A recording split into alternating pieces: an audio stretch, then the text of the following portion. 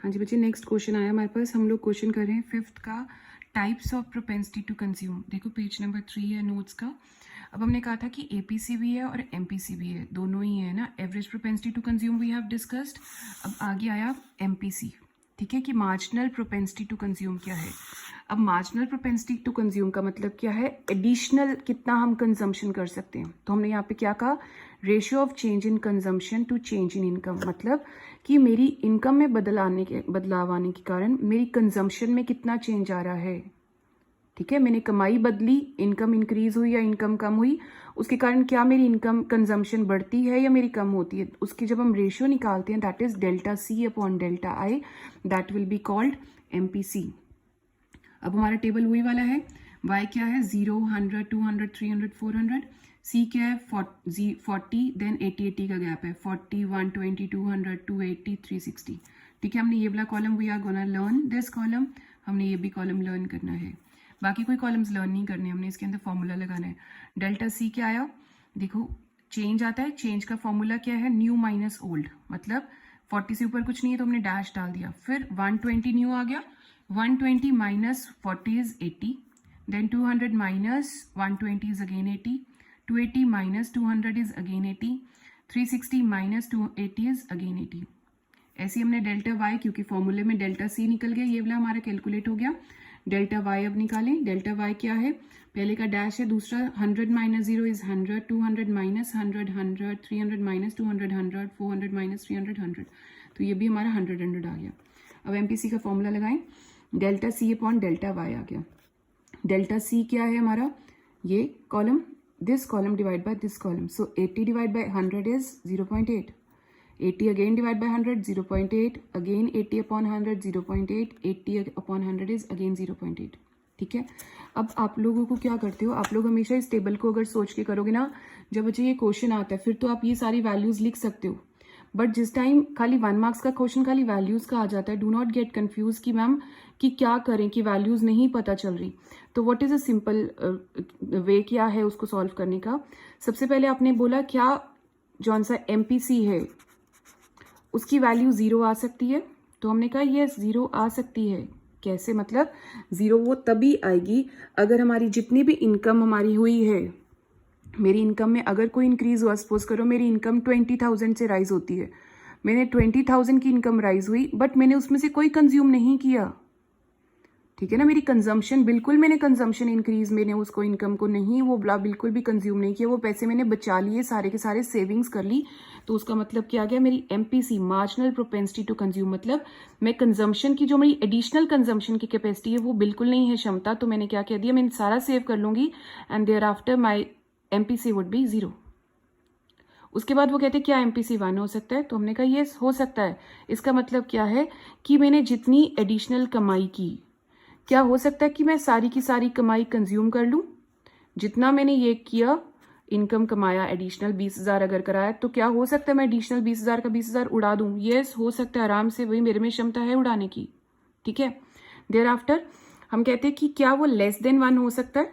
इसका मतलब क्या, मेरी 20,000 की इनकम हुई, ठीक है, क्या हो सकता है मैं उसमें से सिर्फ 16,000 ही कंज्यूम कर रही हूँ। तो ये ऑलवेज पॉसिबल, कि जरूरत होना कि मैं 20,000 की इनकम बढ़ी तो मैं 20,000 के 20,000 खर्च कर दूंगी, मैं 16,000 भी खर्च कर सकती हूँ। तो आंसर इज लेस देन 1। ठीक हो गया, तो yes it is less than 1 also possible.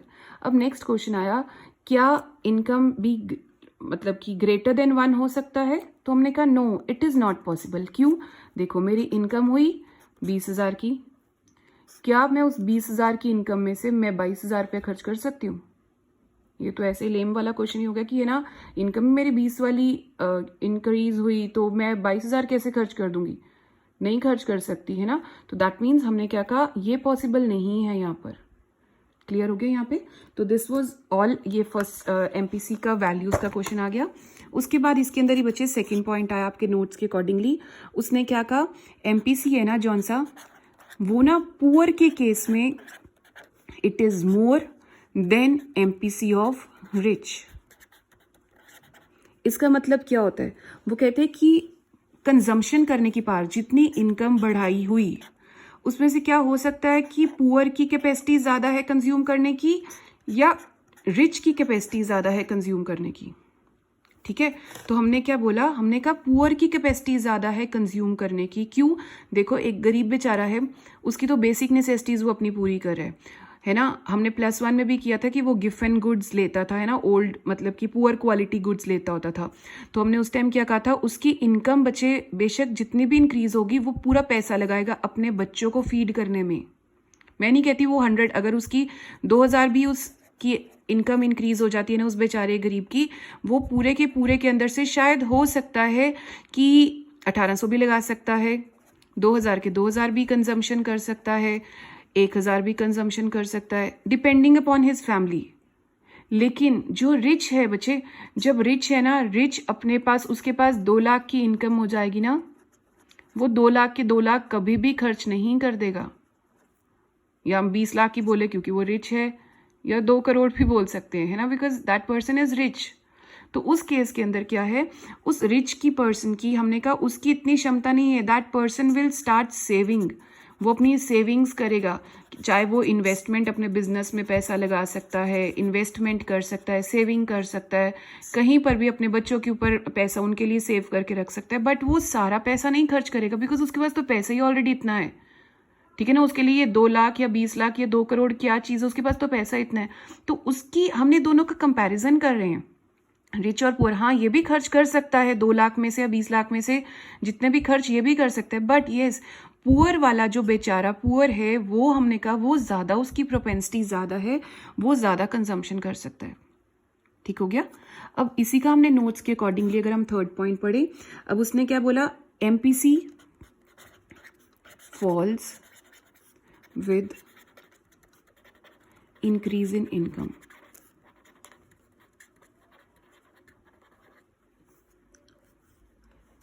MPC कहते हैं जैसे जैसे इनकम आपकी बढ़ी जाएगी, इनकम बढ़ी गई, जैसे जैसे इनकम बढ़ी जाएगी आपकी कंजम्पशन उतनी ज़्यादा नहीं बढ़ेगी। देखो ना, मैं पिछले वाले क्वेश्चन में भी हमने क्या बोला, इनकम हर एक बारी बढ़ रही थी 100 के साथ, आपकी कंजम्पशन 100 बढ़ रही थी, नहीं बढ़ रही थी। तो हमने क्या कहा, जैसे ही इनकम आपकी बढ़ी जाएगी, ठीक है, क्योंकि आपके पास पैसा है, आप उतनी बराबर की आपकी MPC कंजम्पशन उतनी आप सेविंग ज़्यादा शुरू कर दोगे, आप इतना कंज्यूम नहीं करोगे।